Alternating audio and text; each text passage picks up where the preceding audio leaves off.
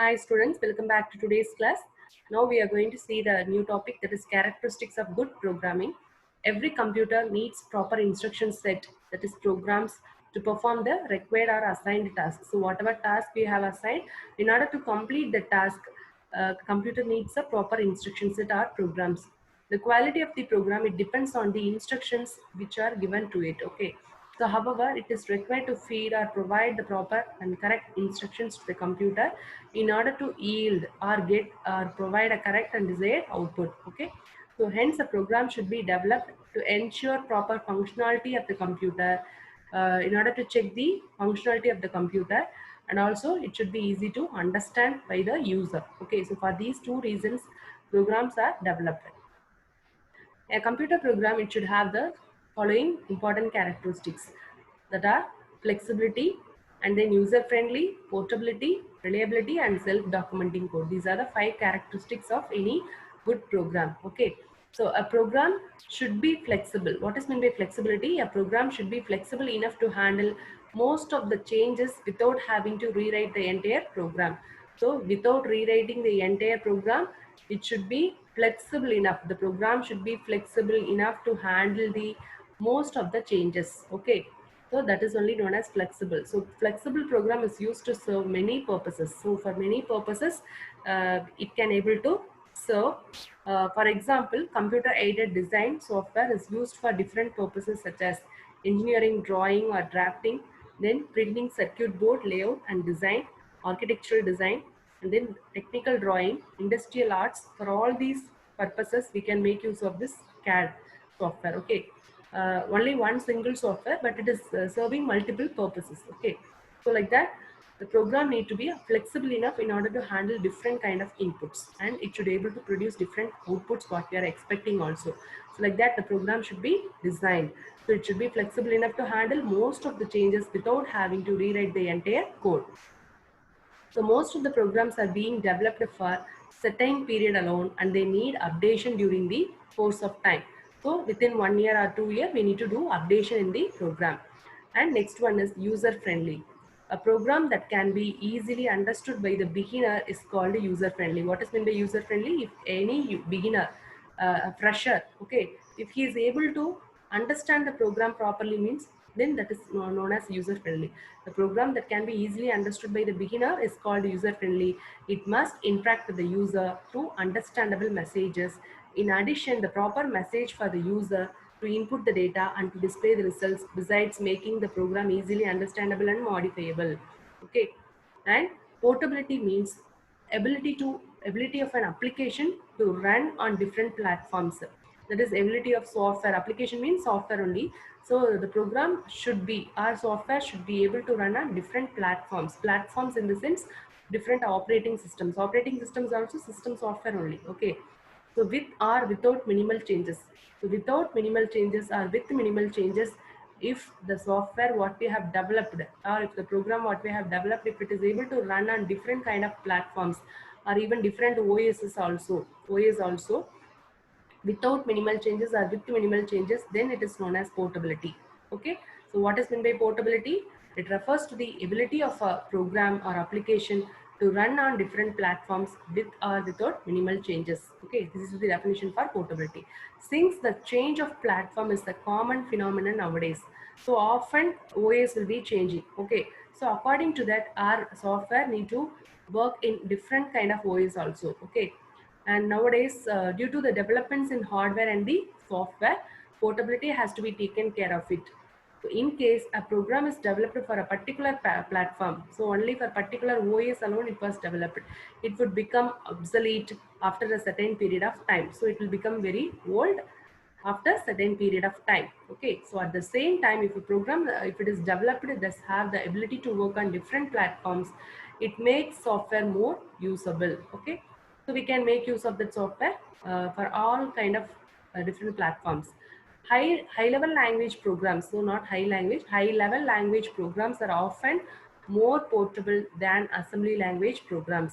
So what we are learning here in this year, no, that is Python. Okay, that is high level language program only. So high level language programs are often more portable Then assembly language programs. Assembly language programs are mainly written for one particular kind of device alone. Okay. So it is a machine dependent one. So these are all high level language and all machine independent one. And next one, reliability. It is the ability of the program to do its intended function accurately even if there are minimal changes in the computer system. So if there is some changes in the computer system also, it should able to do its work properly and accurately. So that is the meaning of reliability. So reliability in the sense the program should do its intended function, okay, allotted function accurately, even if there are even some small changes in the computer system. That is why it is known as reliability. Moreover, the program must be able to handle unexpected situation like wrong input or no input also. So if you give wrong input, it should give proper error message, okay. So the programs which has such ability is known as reliable, which has, not which say. So the programs which has such ability are known as reliable, or which have such ability are known as reliable. For example, if the user gives a wrong information to the input, it should display a proper error message. So like that, reliability should be there for any program. It is the ability of a program to do its intended work or function accurately even if there are smaller changes in the computer system. Next is self-documenting code. So self-documenting code means variable names, function names when you are writing, that name should be meaningful and it should be related to the program's function, okay. The source code which uses source code in the sense program only, the source code program or software what we are creating, no, that only known as source code. The source code which uses suitable names for identifiers like variables and functions. Functions are in otherwise called as methods, okay. Function names, okay. So which uses suitable name for the identifiers, that is variables and methods, is called self-documenting code. Okay. Also giving a proper name for variables and methods to tell the reader of your code clearly what is it doing. Okay. So whoever is reading your code, they will be easily understand what that variable is doing, what is the purpose of the variable and purpose of the method or function, they will understand. Hence, a good program must have a self-documenting code. So by seeing the variable name or function name itself, they will be coming to understand about the functionality of the program. So for what purpose the program was developed, they will be easily understand by using that variable name and function name or method name. So that is why it is known as self-documenting code. Okay. So what is self-documenting code? A source code which uses suitable name for the identifiers or variables are known as self-documenting code. Next is problem solving process. Okay, so the problem solving process starts with the problem specifications. So first we need to understand the problem, and then we need to specify what are all the formulas we can use or methods we can use. Everything we need to specify clearly in the problem definitions, and ends with the correct program. Okay, so that is only, that is thing is known as problem solving. Okay, problem solving process starts with problem specifications and ends with a concrete and correct program. Programming means a problem solving activity only, known as programming, which consists of 4 steps. Those are: first one, problem solving process will have 4 steps. First one is understanding the problem, then devising a plan, and then executing that plan, and then evaluation. So these are the 4 steps are there for problem solving process. Understanding the problem. The first step is to understand the problem well. It may be very difficult to understand the problem, but it is important also. It's very difficult only to understand the problem, but it's important, because without understanding the problem, we cannot able to write the code on our own. Okay. So in general, one must find out the output from the given data and assess the relationship between the input and output data. So everyone need to understand and correlate what is the input we are giving, what output we are getting. So like that, they need to able to assess the or evaluate the relationship between the input and output data. It is also important to verify whether the given information is sufficient to solve the problem or not. So everything we need to check it while doing this step. When we are understanding the problem or when we are writing the problem definitions, whatever inputs we are giving, no information we are giving, no all that information is sufficient enough to solve the problem or not, need to be checked. Okay, need to be verified. Next one is devising a plan.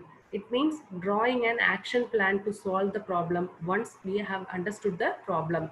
Okay, So we need to draw the action plan like a flowchart. We can draw it. Okay, a plan is a devised from data processing to the result according to the relationship that links both of them. Okay, so like a flowchart, we need to devise a plan. If the problem is trivial, if it is a very simple one, okay, this step will not require much thinking. Okay, so if it is a simple problem, we no need to devise a plan and all. Just simply we can straight away we can write one single line of code and we can complete the work. Okay, next is executing the plan. Once the plan is defined, it should follow the plan of action completely, and each element of the plan should be checked as it is applied. So when we are applying or when we are implementing that action plan, that should be completely implemented or not, by every element of the plan should be checked. Okay, so in the course of execution, if any part of the plan is found to be unsatisfactory, the plan should be revised. So in when we are executing this or when we are implementing this plan, no, so at that time, if we are able to find that any part of the plan is unsatisfactory, is giving unsatisfactory, then what we need to do, we need to revise the plan again. Okay, next is evaluation. Finally, the results should be examined in order to make sure that it is valid and that the problem has been solved completely. So to check whether we have whether we obtained correct output or not, we need to go for this evaluation process. So we need to give proper various kinds of inputs, and for that input that program is working correctly or not, we need to check it. That is only evaluation. The results should be examined, that is verified, in order to make sure that it is correct one or not, valid one or not, and that the problem has been solved completely. Next one is problem solving methodology. Okay, as we all know that there are many methods or approaches available to solve a particular problem. However, the efficient way is to adopt a systematic approach. We need to implement or apply the systematic method of problem solving. Okay, so step by step we need to solve the problem. The use of systematic method of problem solving is important when we use a computer to solve a problem. So if it is a human being solving a problem, then we can say instructions orally, we can complete it, or we can say it one more time and they will able to understand, they will complete it. But if you are giving one particular problem to the computer, that should be a systematic one. That problem solving method should be a systematic one. Okay, step by step we need to complete the process in order to, if you are giving the problem to the computer. So the use of systematic method of problem solving is important when we use a computer to solve a problem. We introduce here a 7 steps problem solving method, which is closely related to the software life cycle. That is various stages in the life cycle of a program. So what are the stages any program is taking? So that's a cycle we will see here. Okay, life cycle we can see here. That is only known as software life cycle, that can be adopted by each person to solve the problem in their own style. Okay, they are given under, like, first one is problem definition. Second method is problem analysis. First we define the problem, and then we should analyze the problem. We need to take what possible inputs we can have and what kind of outputs we will get. Okay, so all these things are only known as analysis. And design the problem, we need to draw the flowchart and algorithm and all, and we need to develop the coding. Okay, either any programming language you can use it for generate the code, and you need to finally test the code and debug the code. Testing in the sense, you need to give the possible inputs and all, and for that possible inputs, whether you are able to obtain correct outputs or not need to be checked. So if there is any mistakes mistakes found, that should be corrected by debugging method. And then finally you need to prepare a manual or document, you need to prepare for the entire from step 1 to step 5. Whatever you have done, that should be made as one book. Okay, so that is only known as documentation. You need to prepare like one book. If the software is a bigger if the software is a bigger one, okay, so you need to prepare a document, so that can be used by the other programmer when he is going to do some changes in the program. Okay, and last one is maintenance, program maintenance. That should be every year, it should be checked whether it is meeting the recent expectations of the users, no, requirements of the users or customers, whether it is meeting or not will be checked every 6 months once or 1 year once, according to the time period what they have assigned in the documentation. According to that, they will be checking 3 months once or 1 year once or 6 months once. The programs are going to be checked for the updations. Any updations are needed, that is going to be revised again, and new documentation will be prepared. So that is only known as program maintenance. Okay. And we will see one by one what is meant by problem definition in a detailed way. We will see all the steps. Okay. So next, problem definition or specification or theme. So computer programs are written to solve the problems posed by a humankind. So human only will be always having a lot of problems. So that problems need to be solved, not real life problems. Here we are saying about mathematical or scientific related problems. Okay, science related or maths related problems if you have, that should be solved by the computers, and that should be written as a program. Okay. uh, Prior to writing a program, that is before you write a program, we need to understand the description of a problem to solve. Okay, this description may be very clear or unclear also. Okay, vague or precise, but nevertheless it is necessary or it should be present. Okay, so the problem description must be available, whether it is a clear one or it is unclear one, it should be available. Okay, problem specification and description should be available.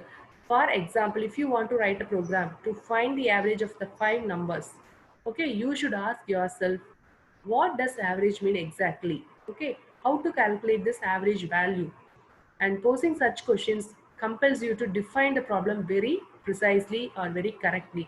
Once you are sure of what the problem entails, you must write down a list of specifications. Specifications in the sense are precise, that is clear definitions of what the program must do. That is only known as specifications. What is meant by specifications? The clear definition about the program, what it is going to do. Okay, it must include the following at least. So the problem specification must have input and output compulsorily. So what data must be included as input and in which format you need to include, whether you are going to give input in the form of integer or floating point or as a string, everything need to be mentioned clearly as an input. And output, what data must the program produce, whether it should produce in the form of floating point or integer or string, all those things need to be mentioned clearly in the problem specifications. So what is meant by problem specifications? These are precise definitions, that is clear definitions of what the program must do. So it must have the following at least, that is input and output. Input means what data must be included as input and in which format it should be given to the software or program. And output, what data must the program produce and in which format in order to solve the problem. At the end of the problem definition step, you should have a list of specifications. Next one is, next step after completing the problem definitions, you need to go for problem analysis. So in this step, the program has to be fragmented, that is divided into smaller and manageable parts. The original problem has to be analyzed and it should be divided into a number of subproblems, as these subproblems are easier to solve and their solution would become the components of the final program. Okay, so you need to divide the bigger problem into smaller pieces, and that smaller subproblems need to be solved first, and all these answers need to be combined together in order to get the entire correct result. Okay, the whole final output you need to get by combining all the subproblem solutions. Okay, so each subproblem is divided into further smaller ones, and this fragmentation has to be continued to achieve simple solutions. Okay, the use of modular programming is to get the proper solutions. Why we need to divide like a modules, like a simpler ones? Module in the sense what? A smaller pieces of code you need to write for every small task. Okay, so if previously we have seen one expression, that is simplicity and clarity of expression. That expression was initially it was lengthy, but actually we have divided this expression into smaller pieces like x1, x2, x. So like that, if you want to do any complex task, that complex task, how we can solve it? Okay, if any assignment is given, that assignment, how we can do it, that steps you need to write first, and what are all the persons need to be involved in order to solve every step, that also you need to think of. Okay, so like that, here when you are writing a code, okay, that problem need to be analyzed, and if it is a bigger one, you need to fragment that problem into a smaller pieces, and you need to find out the solution for that smaller modules, smaller problem. Okay, you need to find out the solution, and for that purpose only this modular programming concept is very useful. So modules like a smaller pieces, you are dividing the bigger problems, okay, bigger program. So what is meant by modular programming? It is the act of designing and writing a programs as functions. You need to design and write the program as a function. Smaller functions like small functions you need to write. That is, a large program is divided into smaller individual components. That is only known as functions. That each one performs. That is, each function will perform a single well-defined function.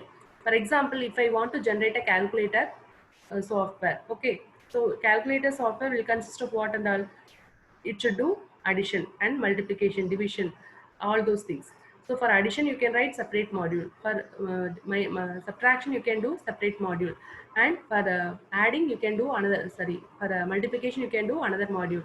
So like that you need to divide that bigger problem into a smaller piece, and for every smaller piece, for addition you need to write one function, for subtraction you need to write another function, another coding, and for multiplication you need to write another coding. Finally you combine everything together and put it under one syntax, that is using case, okay, switch case statements. If you are including, you can go for this modular programming concepts, okay. So you can achieve this modular programming by dividing a bigger one into a smaller pieces. So each function will perform a single well-defined function which has minimal interaction between the subprograms. It means that the content of each function is cohesive, and there is low coupling also, low connection also between them, okay. And there are two methods available for modular programming. That is, in order to achieve this modular programming, there should be top-down design and bottom-up design, okay. So what is top-down design? The principles of top-down design is to dictate a program that should be divided into main module and its related module. So what is the principle of top-down design? It should be divided into main module and its related module. Each module should also be divided into sub-modules. That is, each related module, again, it should be divided into sub-modules according to the software engineering and programming style. And this division will continue till the module consists only of elementary process that is intrinsically understood and cannot be further subdivided. Like that, you need to divide the given module until we should not divide that module. Like that, when it is reaching, no, we need to stop the top down design, okay. So then we need to find out the solution for that bottommost module, and then from that bottommost we need to go to top, okay. So top down approach, first we need to divide the module into bigger module, need to be divided into smaller pieces, and the smaller pieces further it can be divided into further smaller pieces. Like that, we need to find out the solutions, and finally all the solutions will be grouped together in order to get the final solution, okay. In bottom up design, it is just opposite of top down design. It refers to a style of programming in which an application is constructed, it is a software is or a program is constructed, created with existing primitives of the programming language. That is, old concepts, old syntaxes, codings are going to be used in this bottom up design, and then gradually more and more complicated features are going to be added till the software are written, entire applications are written. In other words, initiating the design with simple modules and then build them into a more complex structures. Here we are starting from more complex structure and dividing into smaller module. Here we are starting with simpler module, and then we are finally building them into a more complex structures. Ending at the top is the bottom up design, okay. So from bottom to up we are doing it, okay. And next next step is designing the problem. So designing the problem can be expressed in the form of algorithm and flowchart, okay. You need to draw a picture, okay, that is only known as design. So either in the form of step-by-step procedure, or you can draw a picture format in order to represent the problem, okay. So designing the problem can be expressed in the form of algorithm and flowchart. What is meant by algorithm? Algorithm and flowchart already we have discussed in one chapter. That is, algorithm is a set of instructions that describe method of solving a problem. So that is describing a method for solving a problem. It is normally given in mix of computer code and English language. So computer codes also will be there, and we will write in a normal English understandable language also. The code will be written. This is otherwise called as pseudo code. So it is often called as pseudo code also, okay. Flowchart means what? The algorithm is represented in the form of diagram. Okay, the algorithm is represented in the form of diagram, which with action boxes, linked by lines showing the order. So the lines will be showing the order in which they are executed. This is known as the flow of control. So this lines, no, this is known as flow of control. It is the diagrammatic representation of an algorithm. So what is meant by flowchart? Flowchart is nothing but diagrammatic representation of an algorithm. So the diagram is going to be represented with the action boxes linked by lines showing the order in which they are executed. Next one is coding. What is meant by coding? The process of translating the algorithm, that is changing or converting the algorithm into a syntax of a given language, that is format, general format of a given language is known as coding. So that is a process of translating or converting the algorithm or pseudocode into syntax of a given language or general format of the given language is known as coding. Since algorithm cannot be executed directly by the computer, it has to be translated into the programming language format. Okay. Next one is testing and debugging. What is meant by testing? It means running the program, that is executing the program, executing all its instructions or functions and testing the logic by entering the sample data in order to check the output. So if you want to check the logic of the program, you need to feed one input, okay, input data, sample data, and finally you will check the output. That is only known as testing, okay. And debugging means it is the process of finding and correcting the errors. You need to find out the errors in the program code and you need to correct the errors in the program code. That is known as debugging. So what are the types of errors can be occurred? There are three types of errors generally occur during the compilation and running the program. So when you are compiling the program, that is when you are saving and before you start run the program will be compiled. So that time, what kind of errors it will display? First one, syntax error. So this error will be easily identified by the compiler and it will display immediately. Okay, logical error while execution alone we will find out. Runtime error also while execution time we will find out. Okay, so syntax error, every programming language has its own rules and regulations. That is only known as syntax. That is general format will be there for every programming language. If we overcome that particular language rules and regulations, then what will happen? Then syntax error will appear. That is an error of language resulting from code that does not conform to the syntax of the programming language, that is not following the syntax or general format of the programming language, we will get syntax error. It can be recognized during compilation time. For example, here a is equal to 0, a is less than 10. At the end we didn't give colon. So if this is missing, what will happen? It will show the error, flash a syntax error. In the above statement, the second line is not correct. This second line is not correct since the while statement does not end with colon. Okay. And next to error is logical error. So programmer makes errors while writing a program, that is called logical error. So if a programmer is doing error in the logic of the program, then it will be considered to be a logical error. It is an error in a program source code that results in incorrect and unexpected result. So we will get the result, but we won't get expected result. Unexpected result we will get, and or incorrect result we will get. It is a type of runtime error only. Type of runtime error that may simply produce the wrong output or may cause the program to crash while running. So program will get closed or else it will give wrong output. Okay, so this type of outputs or results you will see in the screen. Okay, when you get runtime error, what will happen? You will get either wrong output or the program will get closed. Okay, it will make it will cause program to crash while running. So logical error might only be noticed during runtime. Okay, because it is often hidden in the source code, because source code mistake only is known as logical error. Source code mistake in the sense we should not straight away say that source code mistake. Even syntax mistake also source code mistake only. But if you do mistakes in format, that is considered to be a syntax error. But if there is any logical related mistakes, if you do know in while writing a program, when you are writing expression, okay, in the expression if you do mistake, that is that will be a logical error only. Okay, so and are typically harder to find and debug also. For example, a is equal to 100 you are assigning. Okay, this is expression only now.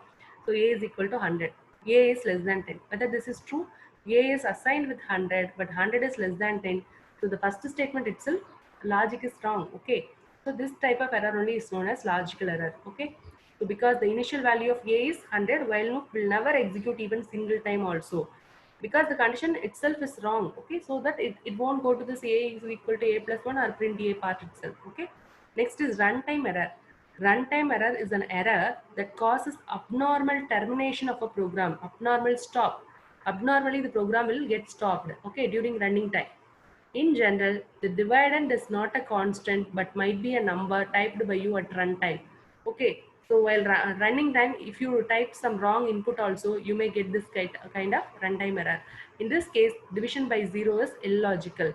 Computers checks for division by zero. Any number, if you are dividing by zero, then it will never stop. Okay, so the program uh, will abnormally terminate.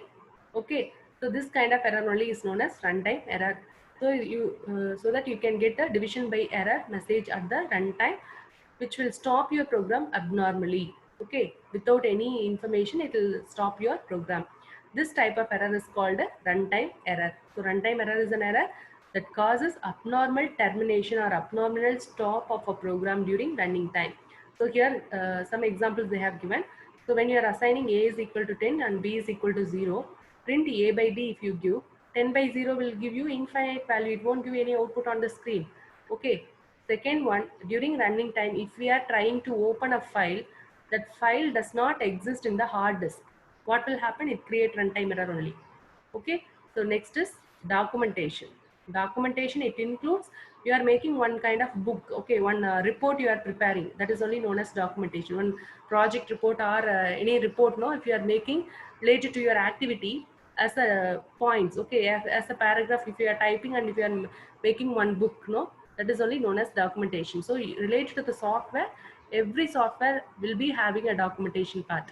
If you click on help menu in any software, that is providing all the details about that software, no, about that application software, no. If you click on word processor help menu or any other software help menu, it is providing all the details related to the software, how we user can work with that software, which what is the purpose of every menu, everything is displayed. So that is the thing called documentation. Documentation includes the problem definition, design documents, how that software was developed, and what are the diagrammatic representations are constructed initially. Everything will be there in the documentation, and description of the test performed. So what are all the inputs they have supplied in order to get the output, everything will be shown to you in the documentation. And a history of the program development. So when it was developed initially, if it is a newer, if it is an updated version of the previous one, so when it was initially developed and what are all the versions it has come across, everything will be there in the documentation. So that is why it is known as history of program development and its different versions and a user manual. So everything only is making a documentation. So what is maybe documentation? What are all the things included in documentation? Documentation includes problem definition, design documents, description of a test performed, and a history of the program development and its versions and a user manual. So everything is there in the documentation. So such a manual is designed for a naive user and illustrates the preparation of input data, running the program and obtaining, interpreting the results. So how we can run the program, what the type of input we need to give, and how we can get the result. So everything will be given for the naive users also. Okay, next is program maintenance. Last